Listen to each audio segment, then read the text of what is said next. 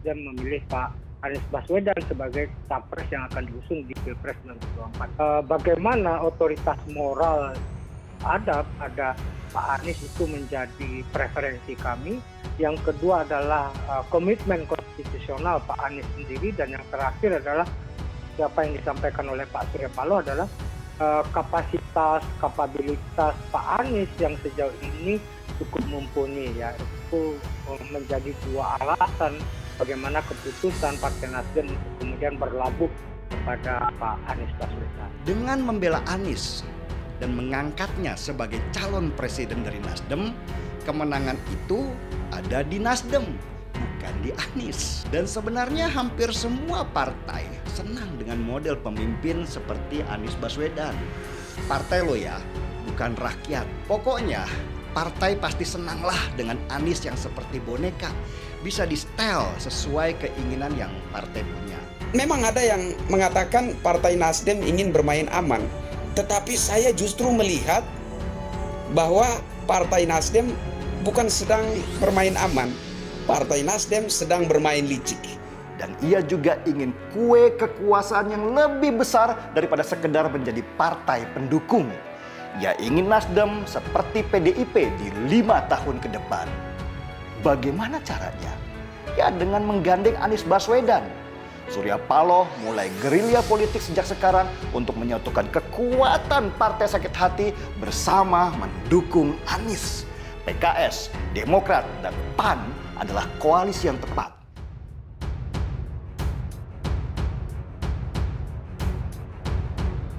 Ketua Bapilu PDIP sebut Anies masih sebatas bakal calon presiden, belum tentu jadi capres. DPP PDI Perjuangan tak mau tergesa-gesa menentukan calon presiden yang diusung partai setelah Nasdem mendeklarasikan Anies Baswedan sebagai capres. Ketua DPP PDIP Bidang Pemenangan Pemilu Bambang Wuryanto atau Bambang Pacul menilai tahapan Pilpres 2024 masih jauh dan tidak menutup kemungkinan ada perubahan dari pasangan capres-cawapres yang akan diusung oleh partai politik. Menurut Bambang, bisa saja tidak ikut dalam kontestasi Pilpres 2024 sebab saat ini statusnya masih bakal calon presiden. Bambang menambahkan Partai Nasdem juga harus memenuhi syarat ambang batas pencalonan presiden atau presidensial threshold jika ingin mengusung Anies sebagai capres. Menurutnya, jika hal tersebut belum terjadi, maka deklarasi Anies hanya sebatas bakal capres, bukan calon yang kuat yang benar-benar diusung oleh partai. Lebih lanjut, Bambang menilai setelah Partai Nasdem mengantongi syarat presidensial threshold, maka perlu sosialisasi agar Anies bisa memenangkan pertarungan Pilpres 2024. Dalam hitung-hitungannya, Anies akan sulit meraup suara di Jawa Tengah yang menjadi basis konstituen PDIP. Songsong 2024, ada Ridwan Kamil dan Ganjar di posisi puncak. Kandidat pemimpin bangsa pada suksesi Pilpres 2024 mengerucut pada nama Ridwan Kamil dan Ganjar Pranowo.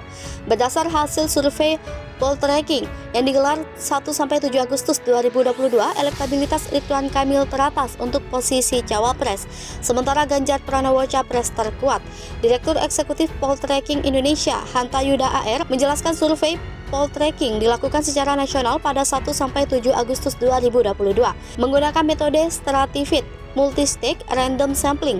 Jumlah sampel dalam survei 1.220 responden dengan margin of error lebih kurang 2,9% pada tingkat kepercayaan 95%. Dalam survei elektabilitas cawapres Pilpres 2024, nama Ridwan Kamil kokoh di posisi puncak. Dari jajaran 10 nama, ada 4 cawapres terkuat yang dipilih di publik, meliputi Ridwan Kamil 12,6%, Sandiaga Salahuddin Uno 11,9%, Agus Harimurti Yudhoyono 11,7%, dan Erick Thohir 10,8%. Sementara 4 cawapres berdasarkan partai politik yang jadi pilihan masyarakat, ada Agus Harimurti Yudhoyono 11,7%, Puan Maharani 6,5%, Muhaimin Iskandar 2,7%, dan Airlangga Hartarto 1,7%. Untuk pilihan Capres 2024, nama Ridwan Kamil juga moncer dengan raihan 3,9%, mengalahkan Erick Thohir 2,8%, Sandiaga Salahuddin Uno 2,4%, Puan Maharani 2,2%, Kofifa Indar Parawansa 2,2%, serta Erlangga Hartarto 1,7%, Ganjar Pranowo teratas 26,6%. Ridwan Kamil merupakan pemenang Pilgub Jabar 2018, sebelumnya jebolan arsitektur. ITB itu mengemban amanah sebagai wali kota Bandung.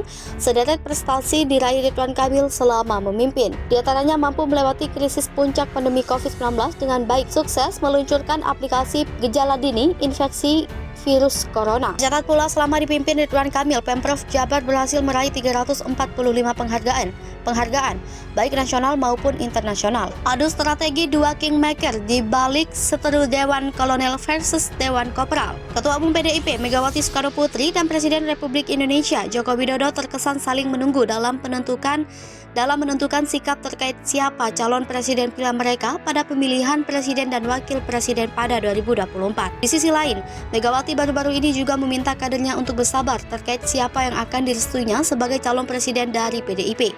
Dua sosok yang kerap dikaitkan dengan ambisi kingmaker ini nampaknya masih mencari momen yang tepat untuk bersikap, terutama terkait dua hal yang saling terkait satu sama lain. Sikap pertama yang terkait dengan penentuan siapa calon presiden dari PDIP akan menjelaskan sikap kedua, yakni sikap Megawati atas Jokowi dan sebaliknya. Katakanlah misalnya jika Megawati mengumumkan Puan Maharani sebagai calon presiden pilihan PDIP, maka akan segera membuka kotak Pandora milik Jokowi. Apakah mantan wali kota Solo itu akan mendukung Puan atau justru menentukan sikap juga dengan memberikan dukungan secara terbuka kepada salah satu bakal kandidat yang sedang ramai dibicarakan? Katakanlah misalnya Ganjar Pranowo, begitu pula sebaliknya. Jadi siapapun yang berani bersikap terlebih dahulu berpeluang membuka ruang pertarungan yang lebih frontal dan beresiko memecah loyalitas di dalam PDIP. Jika Jokowi terlebih dahulu menentukan sikap atas pilihan politiknya, maka otomatis akan membuka kotak Pandora pilihan politik Megawati. Jika Jokowi secara terbuka memberikan dukungan pada Ganjar Pranowo misalnya, maka para loyalis Jokowi di dalam PDIP akan tersegregasi secara politik oleh loyalis Megawati dan Puan. Begitu pula sebaliknya. Inilah dilemanya saat ini, baik bagi Megawati maupun Jokowi, baik Puan maupun Ganjar Pranowo. Namun pelan-pelan exit strategi juga mulai diambil Mega. Puan sudah mulai melakukan silaturahmi ke politik beberapa pihak untuk mendapatkan dukungan dari partai lain di satu sisi dan mengunci pergerakan politik Ganjar Pranowo di sisi lain. Pertama, untuk memperkuat basis institusional atas pencalonan Puan, kedua untuk memetakan pasangan politik yang kuat untuk Puan yang bisa menyaingi Ganjar Pranowo dan yang tidak disukai Jokowi tentunya, dan ketiga tentu untuk mengendorse Puan terlebih dahulu sebelum PDIP secara resmi mengendorse-nya. Jadi dalam konteks inilah kita sebenarnya bisa memahami mengapa Puan memilih Surya Paloh sebagai tujuan silaturahmi pertamanya bulan Agustus 2022 lalu. Di satu sisi, Surya Paloh memiliki posisi politik tersendiri di dalam peta politik nasional kita karena berkapasitas melakukan terobosan politik yang bisa mengubah permainan. Tapi di sisi lain, Surya Paloh juga sosok yang berada cukup dekat dengan politik dengan Jokowi yang pengaruhnya tidak bisa diremehkan begitu saja.